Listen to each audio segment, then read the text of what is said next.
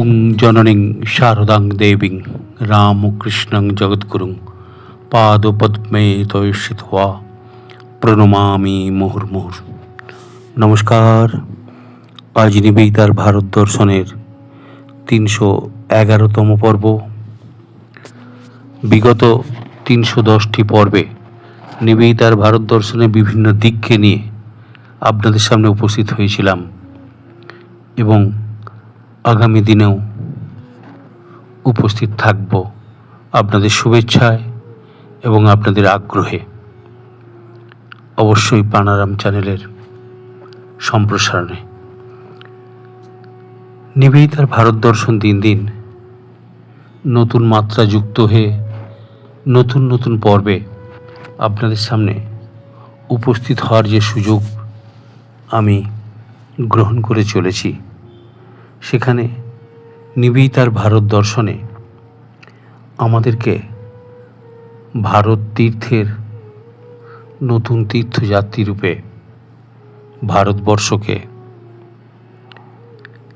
শুধু বাইরে থেকে জানা বা ভারতবর্ষের অজানা তথ্যের সন্ধান পাওয়ায় নয়, প্রকৃত ভারতবাসী হয়ে গর্বের জায়গাটা তৈরি হয়ে যায় যখন নিবেদিতার দৃষ্টিকোণ থেকে সেই ভারতবর্ষের নির্দিষ্ট জায়গাগুলিকে আমরা তার গভীর গহ্বর থেকে সুচারুরূপে ফল্গু ধারায় প্রবাহিত অদৃশ্যমান অথচ যেগুলির সঠিক অস্তিত্ব রয়েছে সেগুলিকে আপনাদের সামনে তুলে ধরাটা আমার কাছে একটা বড় চ্যালেঞ্জ। এই নিবেদিতার ভারত দর্শনের 311তম পর্বে, আগের পর্বে অর্থাৎ 310তম পর্বে রিলিজিয়ান ও ধর্ম নিয়ে আলোচনা করেছিলাম। অনেকেই অনেক সমালোচনামূলক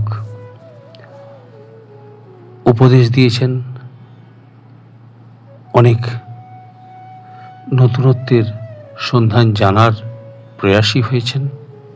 তাদের সকলের উদ্দেশ্যে আমার নতুন ভাবনা চিন্তাকে আমি নতুন করে আপনার সাথে বিস্তার লাভ করার অঙ্গীকার করলাম। নিবেদিতার ভারত দর্শনে আজ 311তম পর্বে। আজ আগস্ট মাস, প্রথম রবিবার। আগস্ট মাস মানেই বিপ্লবের মাস। এই বিপ্লবের মাসে এই নিবেদিতা তার এই দেশটিকে একদম নিজের দেশ রূপেই ভেবে নিয়েছিলেন। শুধু নয়, একাত্মা হয়ে গিয়েছিলেন। কখনো তিনি এই দেশকে বিদেশ বা এই দেশকে তার গুরুর দেশ বা তার নিজের দেশকে নিজের জন্মভূমি এই রকম বলে এটা দূরত্ব তৈরি করেননি। এদেশে এসেছেন, এদেশে থেকেছেন, তার সাথে সাথে মানুষের সাথে এমনভাবে মিশেছেন, এমনভাবে এদেশের সমস্ত জায়গায়, সমস্ত চিন্তায়, সমস্ত ভাবনায় ভারতীয়ত্বের এক নতুন যাত্রী, সহযাত্রী এবং এক প্রকৃত ভারতীয় রূপেই তার আচার আচরণ ব্যবহারটি প্রকাশ পেয়েছে। তাকে বিদেশিনী বলতেও আমাদের কষ্ট হয়। এ বিষয়ে আমরা স্যার রাসবিহারী ঘোষ মহাশয়ের কথা মনে পড়ে, যিনি অ্যাডভোকেট জেনারেল ছিলেন। তিনি নিবেদিতার শরীর যাওয়ার পরে বড় করে যে স্মরণ সভাটি হয়েছিল কলকাতা কর্পোরেশনের শরীফের আয়োজনে, সেখানে স্যার রাসবিহারী ঘোষ সভাপতিত্ব করেছিলেন টাউন হলের সেই বিখ্যাত স্মরণ সভাতে। সেখানে তিনি একটি অসাধারণ কথা বলেছিলেন যে নিবেদিতা তাকে বিদেশিনী বলতে আমার বাঁধে। তিনি পাশ্চাত্যের এক মিলন সেতু। বিবেকানন্দের হাত ধরে যে ভারতীয় বার্তা পাশ্চাত্যে পৌঁছেছিল, ভারতবর্ষের আধ্যাত্মিকতার যে বিশাল প্রাচীন ঐতিহ্য, যা যুগ যুগ ধরে পাশ্চাত্যে বিলিয়ে দিলেও সেটা শেষ হওয়ার নয়। আবার পাশ্চাত্যের প্রযুক্তি ভারতবর্ষের প্রয়োজনে সেটাকে তিনি সাদরে গ্রহণ করার জন্যই পাশ্চাত্যে গিয়েছিলেন। এদেশের মানুষের সাথে ঠিক নিবেদিতা সেটার পরিপূরক চিন্তাতেই ব্রজেন্দ্রলাল শীলের ভাষাতে তিনি বিবেকানন্দের উপসংহার রূপেই কাজ করেছিলেন। যেটি বলছিলাম, আগস্ট মাস বিপ্লবের মাস, আগস্ট মাস ভারতবর্ষের স্বাধীনতার মাস, আগস্ট মাস ভারতবর্ষের নতুন জন্ম। 1947 সালের 15ই আগস্ট ভারতবর্ষ স্বাধীন হয়েছিল। 200 বছরব্যাপী ইংরেজ শাসন করে সমস্ত সম্পদ লুটপাট করে শকুন পাঠান মোগলের শেষে তারা ভারতবর্ষের সংস্কৃতিতেও হাত দিয়েছিল। তাই ইংরেজের মতো এত খতরনাক জাত পৃথিবীর ইতিহাসে বিরল। ইংরেজ জাতির যে স্পর্ধা ভারতবর্ষের সংস্কৃতির মধ্যে ধাবা বসিয়েছিল, সেটা কোনো চিন্তাশীল মানুষ, কোনো ভারতপ্রেমী মানুষ, কোনো সহৃদয় ভারতীয় কখনোই এটাকে টলারেট করতে পারবে না। নিবেদিতার জন্ম আয়ারল্যান্ডে হলেও নিবেদিতার শিক্ষা দীক্ষা সবই লন্ডনে। তিল তিল করে বড় হয়েছেন ব্রিটিশদের বিশ্বব্যাপী বিজয়কে সামনে রেখেই। একসময় নিবেদিতাও বলেছিলেন, ভারতবর্ষের প্রয়োজনে ব্রিটিশ শাসন তাদের উন্নত হতে সাহায্য করবে। বিবেকানন্দ রেগে চোখ মুখ লাল হয়েছিল, বলল, ঠিকই বলেছ। লন্ডনকে সাজিয়ে উন্নত করার, তাদের বুদ্ধিমত্তা ব্রিটিশদের বিশ্বের অধিকাংশ দেশকে শাসন করার যে বুদ্ধি, সেই বুদ্ধির যে আঁতুড় ঘর, সেই লন্ডনকে নিবেদিতা সুসজ্জিত করার পরিকল্পনা জানিয়েছিলেন স্বামীজিকে। স্বামীজি বলেছেন, ঠিকই বলেছ। তোমরা পৃথিবীর মানুষকে, অধিকাংশ দেশকে নিজেদের বুদ্ধির দ্বারা দাবিয়ে রেখে সে দেশগুলো থেকে লুটপাট করে, তাদের শিক্ষাকে ধ্বংস করে, সংস্কৃতিকে ধ্বংস করে, মহিলাদের প্রতি নির্যাতন করে, তাদের সম্পদ লুট করে সমস্ত জাহাজ ভরে নিয়ে গিয়ে তোমরা সম্পদের পাহাড় বানাবে, আর আমরা তোমাদের পদসেবা করব, বা তোমাদের সুখ্যাতি করব, তোমাদের পদলেহন করব এবং তোমাদের প্রশংসা করব। তোমরা নাকি পৃথিবীর মানব সভ্যতার ইতিহাসে নতুন সূর্যের আলো দেখাবে। এই ব্রিটিশ তার যে নগ্ন রূপটা, স্বামীজি তাকে চোখে আঙুল দিয়ে দেখিয়ে দিয়েছিলেন এবং নিবেদিতা পরে অনুভব করেছিলেন ব্রিটিশদের যে নগ্ন রূপটা, অত্যাচারিত রূপটা, লুণ্ঠনকারীর রূপটা, নির্যাতনকারী রূপটা এ দেশমাতৃকাকে যেভাবে পরাধীনতার শৃঙ্খলে জর্জরিত করে রেখেছিল, তা থেকে বেরিয়ে আসার রাজপথ খুঁজে বার করার জন্য স্বামী বিবেকানন্দের চিন্তায়, স্বামী বিবেকানন্দের ভাবনায় নিবেদিতা যুব সমাজকে, ভারতীয় সন্তানদের তার মাতৃভূমিকে বিজাতির কাছ থেকে উদ্ধারের শপথ নিতে শিখিয়েছিলেন এই নিবেদিতা। স্বামীজির অনুপস্থিতিতে বিবেকানন্দের দেখানো পথে, বিবেকানন্দের আদর্শে জাতীয় ভারতবর্ষের সুচিন্তার অংশীদার হয়ে নিবেদিতা স্বামী বিবেকানন্দের জাতীয় আদর্শে তার জীবন ও বাণীকে সামনে রেখে যুব সমাজকে আহ্বান করেছিলেন তার দেশমাতৃকার শৃঙ্খল মোচন করার জন্য এগিয়ে আসতে। শুধু বাংলাতেই, শুধু কলকাতাতেই নিবেদিতার সে ভাবনা বাস্তবায়িত হয়নি, গোটা ভারতব্যাপী তার সংগ্রাম অবিচল ছিল। আমরা দেখব স্বামী বিবেকানন্দের শরীর যাওয়ার পরে তিনি বেরিয়ে পড়েছিলেন সদানন্দকে নিয়ে। তার আগে 1902 খ্রিস্টাব্দের 4 জুলাই স্বামী বিবেকানন্দের শরীর যাওয়ার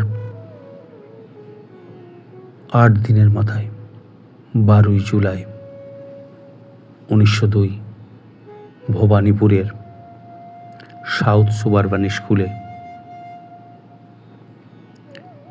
স্বামী বিবেকানন্দের স্মরণ সভায় রবীন্দ্রনাথের সভাপতিত্বে এক অসাধারণ জাতীয়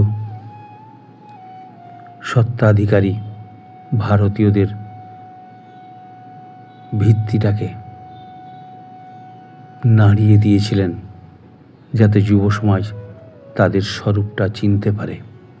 ন্যাশনাল সিগনিফিকেন্স অফ স্বামী বিবেকানন্দস লাইফ, এই প্রসঙ্গে আলোচনা করতে এসে যুব সমাজকে তার স্বরূপটাকে চিনিয়ে দিয়েছিলেন। রবীন্দ্রনাথের সভাপতিত্বে তিনি নিবেদিতাকে জানতে চেয়েছিলেন তার ভাবিকালের প্ল্যান, পরিকল্পনা কি। তিনি এদেশে থাকবেন না, আবার তার নিজের দেশে ফিরে যাবেন। বিবেকানন্দের মতো তার আদর্শ গুরু যখন পৃথিবীর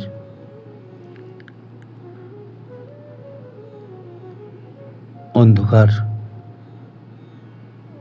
তার পঞ্চভূতে বিলীন হওয়া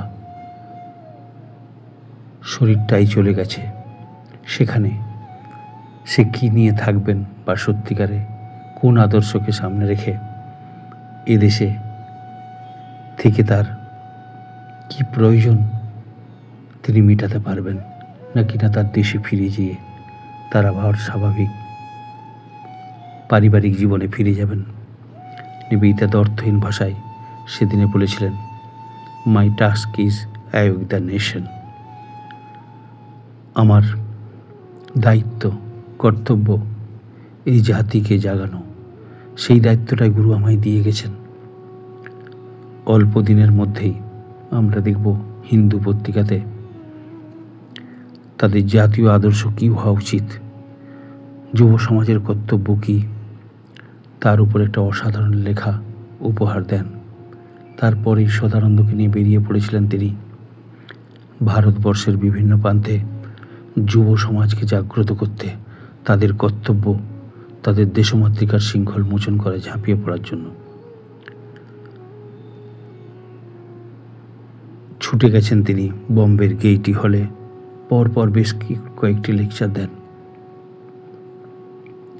unity of Asia, unity of India, why I have taken the Hinduism, এইসব বিভিন্ন প্রসঙ্গে বিভিন্ন হলে বিভিন্ন স্থানে যেভাবে দ্ব্যর্থহীন ভাষায় এই জাতির জাগরণে বিশাল ভূমিকা নিয়েছিলেন, সেই ভূমিকা কেবলমাত্র এক বিদেশি নারীর গুরুর প্রতি শ্রদ্ধা জ্ঞাপনকারী কোনো স্তুতিবাক্য নয়, প্রকৃত ভারতীয়ের মতো নেত্রীর মতো ভূমিকা গ্রহণ করা। মনে পড়ে, আপনাদের মনে থাকবে, আমি বেশ কয়েকটি পর্বের আগে একটি পর্বেতে রবীন্দ্রনাথের বাড়িতে যখন প্লেগের সময় নিবেদিতা ঠাকুর পরিবারের সাথে তাদের বাড়িতে তৈরি হাসপাতালের প্লেগ সতর্কতার ভূমিকায় দায়িত্ব পালন করছিলেন, সে বিষয়ে সে বাড়ির এক সুসন্তান শিল্পাচার্য অবনীন্দ্রনাথ ঠাকুর তার জোড়াসাঁকোর ধারে বইটিতে তিনি লিখছেন, প্লেগে যখন মধ্যবিত্তরা শহর ছেড়ে পালাবার সুযোগ পাচ্ছে না, পচে মরছে, অর্থশালী বিত্তশালী ধনীরা যে যেখানে পাচ্ছেন শহর ছেড়ে চলে যাচ্ছে, সেই সময় আমার কাকা অর্থাৎ রবি কাকা এবং সিস্টার নিবেদিতা পাড়ায় পাড়ায় চুন বিলি করছেন, রাস্তা পরিষ্কার রাখার জন্য চতুর্দিকে সতর্কতা জারি করছেন। এ বিষয়ে রবীন্দ্রনাথের একজন বিদেশি জীবনীকার এডওয়ার্ড টমসন সাহেব তিনি লিখছেন, plague was broken out India in Calcutta.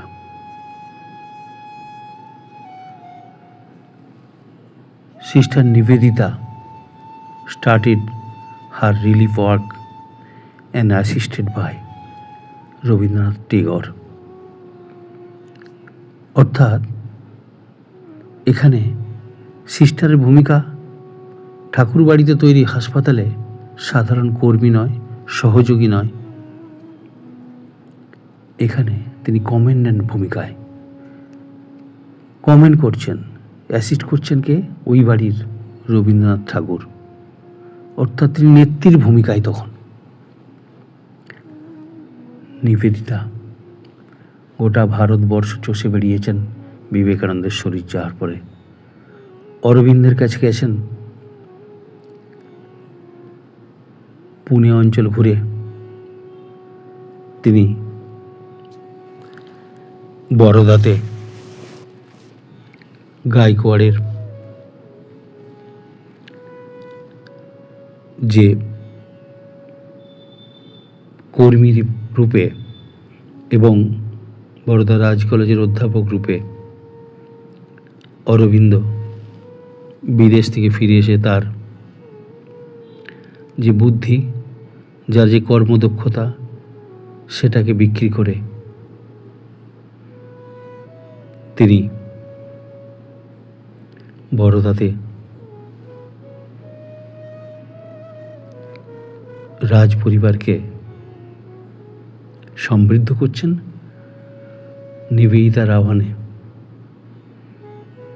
বাংলার প্রয়োজনে, বাংলার বিপ্লবে তার প্রয়োজনতা আছে, অরবিন্দকে বাধ্য করলেন কলকাতায় ফিরে আসতে।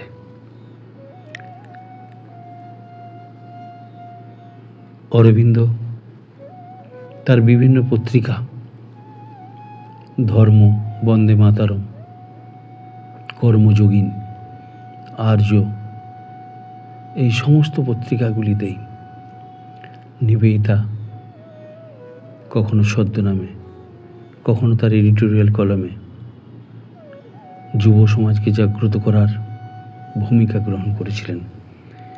ইভেন অরবিন্দ যখন পন্ডিচেরির উদ্দেশ্যে যাত্রা করেন চন্দননগরে লুকিয়ে থাকেন,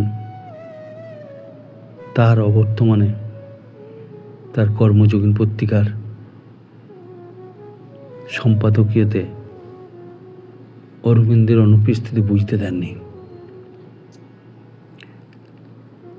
রামানন্দ চট্টোপাধ্যায়ের প্রবাসী পত্রিকা, মডার্ন রিভিউ পত্রিকা, সন্ধ্যা পত্রিকা, বিপিন পালের নিউ ইন্ডিয়া,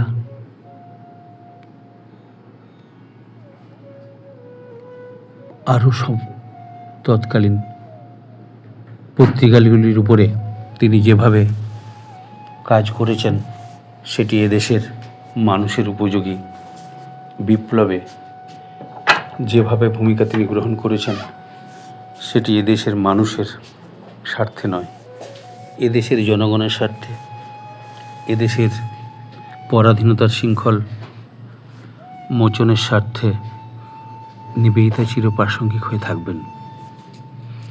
আপনারা জানেন, নিবেদিতা 1900 খ্রিস্টাব্দের 19শে নভেম্বর লন্ডনে তার শিক্ষা জগতের তথা যে ব্রিটিশ ভারতবর্ষকে শাসন করছে সেই ব্রিটিশের আঁতুড় ঘরেই নিবেদিতা হাইড পার্কের ডি উইলের উঠানের সামনে এক দ্ব্যর্থহীন ভাষায় ব্রিটিশ বিরোধী বক্তৃতা দিচ্ছেন। বক্তৃতার বিষয় ভারতবর্ষে ব্রিটিশ শাসন কতখানি মঙ্গলকারী হয়েছে। সে প্রসঙ্গে বলতে গিয়ে বলছেন, বাহ্যিক দিক দিয়ে যদি ভারতীয়দের বিদেশি মনোভাবাপন্ন করা তাদের মূল উদ্দেশ্য হয়, সেদিক দিয়ে তারা সফল হয়েছেন। কিন্তু ভারতবর্ষের মন, ভারতীয়দের হৃদয়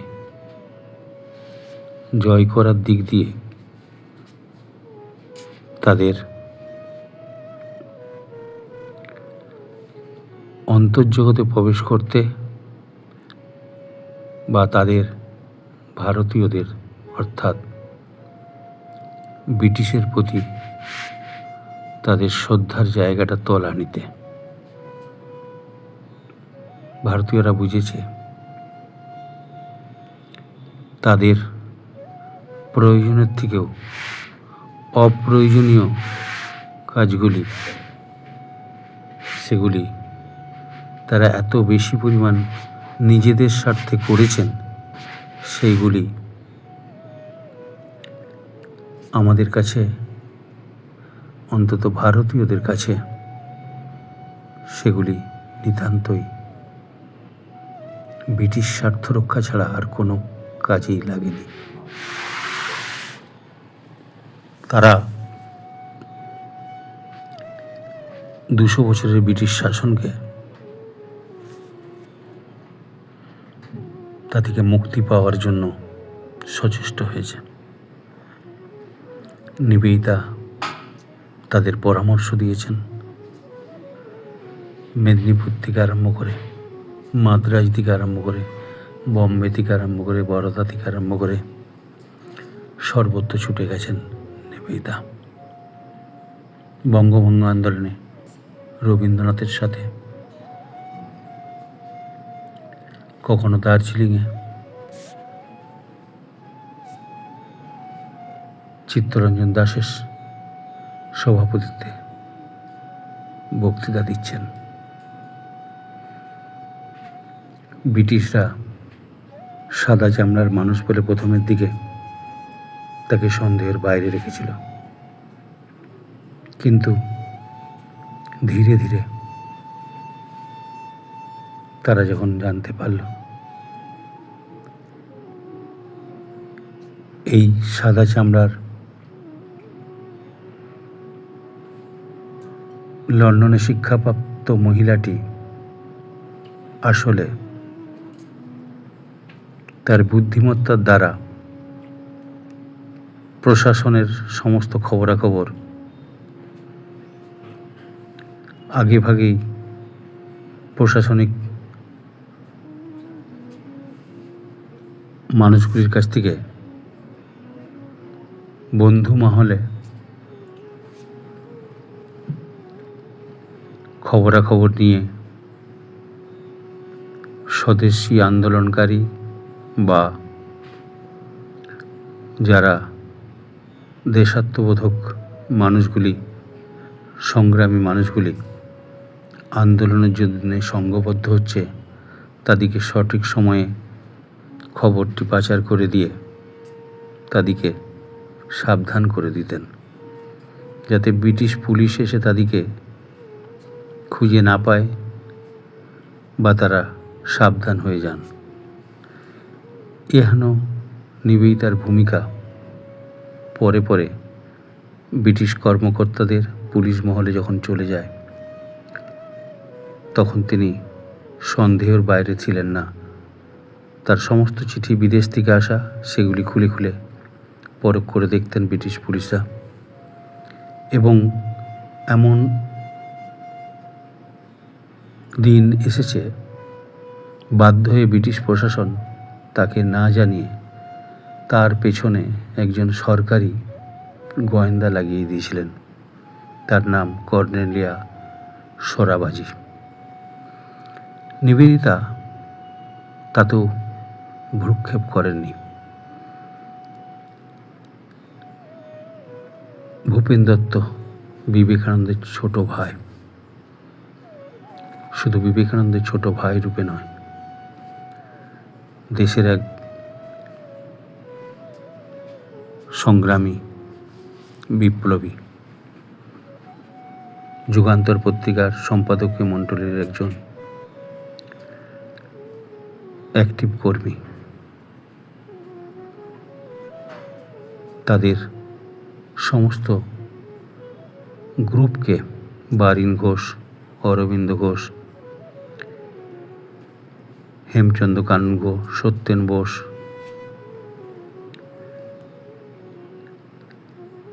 এরকম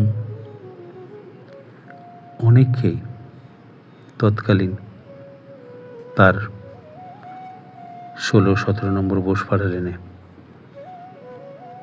বিভিন্ন পরিকল্পনার জন্য মিটিং ডেকে স্বদেশী আন্দোলনকারীদের সঠিক পথে গাইড করতেন নিবেদিতা। এমন একটা সময় এসেছে যে কোনো মুহূর্তে নিবেদিতা অ্যারেস্ট হতে পারতেন। ব্রিটিশ প্রশাসন সব রকম গোয়েন্দা সহ প্রশাসনিক পদক্ষেপে তাকে অ্যারেস্ট করার যখন সুনির্দিষ্ট সময় এসে যায়, নিবেদিতা রাতের অন্ধকারে 1907 খ্রিস্টাব্দের 15ই আগস্ট বোম্বাই পোর্ট হয়ে নেভিতে সকলের চোখে ধুলো দিয়ে ব্রিটিশ প্রশাসনের পাশ্চাত্যে চলে যান। 2 বছর সেখানে কাটান, কিন্তু সেখানে কি বসে থাকার মানুষ ছিলেন নিবেদিতা? সেখানে গিয়েও সাভারকার থেকে আরম্ভ করে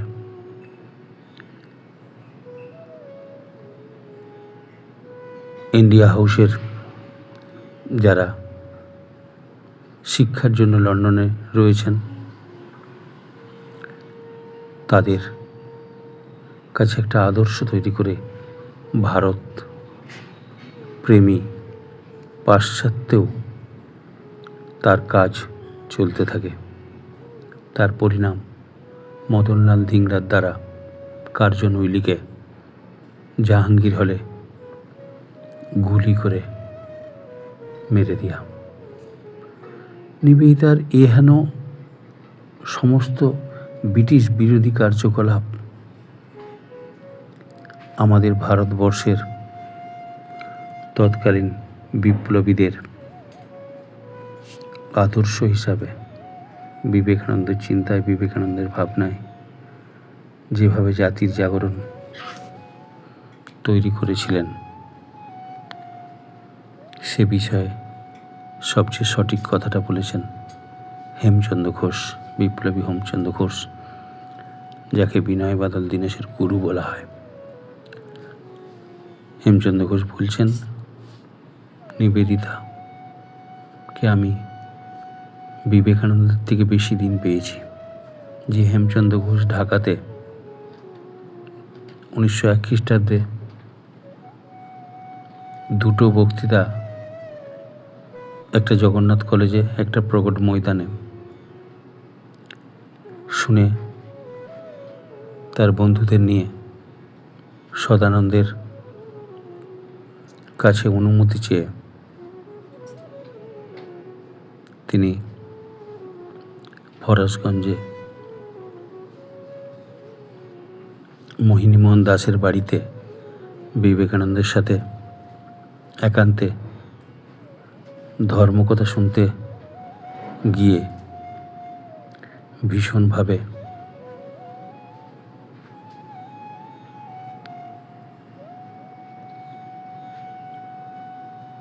উচ্চ ভৎসনাতে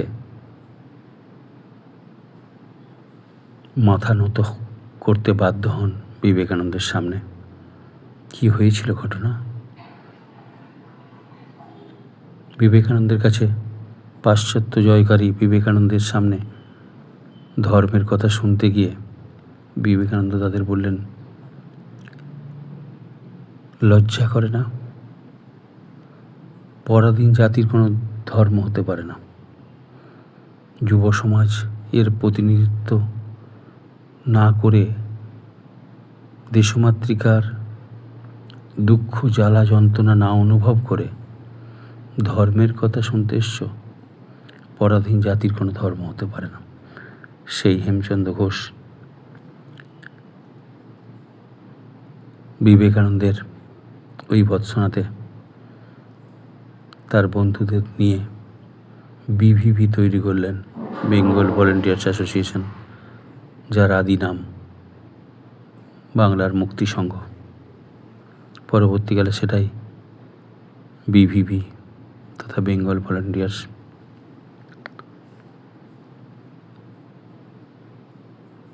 তিনি বলেছেন, হেমচন্দ্র ঘোষ বিবেকানন্দের কাছ থেকে নিবেদিতা যে আদর্শ পেয়েছিলেন, আসলে বিবেকানন্দ ছিলেন ইনকারনেশন অফ ইন্ডিয়ান ন্যাশনালিটি। তার যে জ্বালাময়ী বাণী, তার যে আদর্শ, নিবেদিতা দ্বৈত ভূমিকায় সেটিকে গ্রহণ করেন। বিবেকানন্দের জ্বালাময়ী বাণীকে গ্রহণ করা এবং সেটা অন্তরে ধারণ করা, শুধু তাই নয়, তার জ্বালাময়ী বাণীকে নিজের অন্তরে গ্রহণ করে সেটি ভারতবর্ষের এক প্রান্ত থেকে আর এক প্রান্তে ভগীরথের মতো ছড়িয়ে দেয়া, মহাদেবের মতো ওই বিষ বা গরল স্বামী বিবেকানন্দের অগ্নিময় বাণীকে তিনি গ্রহণ করেছেন, যেটা সবার দ্বারা সম্ভব নয় ধারণ করা। সেটা নিবেদিতা করেছেন মহাদেবের মতো, দুই ভগীরথের মতো সেই জ্বালাময়ী বাণীকে ভারতবর্ষের যুব সমাজের দুয়ারে দুয়ারে পৌঁছে দিয়েছেন এই জাতিকে জাগাতে। তাই এই বিপ্লবের মাসে নিবেদিতার ভারত প্রেম নতুন করে আজ ভারতীয়দের শিরায় শিরায় ভারতীয়ত্ববোধ, দেশাত্মবোধ জাগ্রত হোক। এই সারা মাসের 4টে রবিবারই আমরা নিবেদিতার ভারত প্রেম তথা দেশাত্মবোধকে, আমাদের দেশাত্মবোধ, আমাদের ভারতীয়ত্ববোধ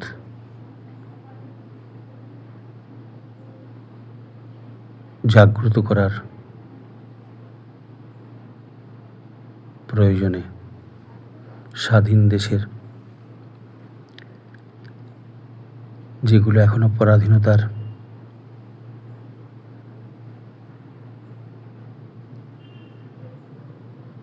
উদ্বেগ আমাদিকে তাড়িয়ে বেড়াচ্ছে, সেগুলো থেকে মুক্তির পথ খুঁজতে আমরা নতুন করে নিবেদিতার সান্নিধ্য লাভ করার সুযোগ গ্রহণ করব এই 4টি রবিবার। বিপ্লবে ভারতের স্বাধীনতায় নিবেদিতার ভূমিকা, এই প্রসঙ্গে 4টি রবিবার আগস্ট মাসে আলোচনায় আপনাদের সকলকে স্বাগত। আজ এই পর্যন্তই। ওং অসতো মা সদ্গময়, তমসো মা জ্যোতির্গময়, মৃত্যুর মা অমৃতম গময়, আবির্ময়েধি। ওং শান্তি শান্তি শান্তি শান্তি। হরি ওং তৎসৎ। শ্রীরামকৃষ্ণার্পণমস্তু।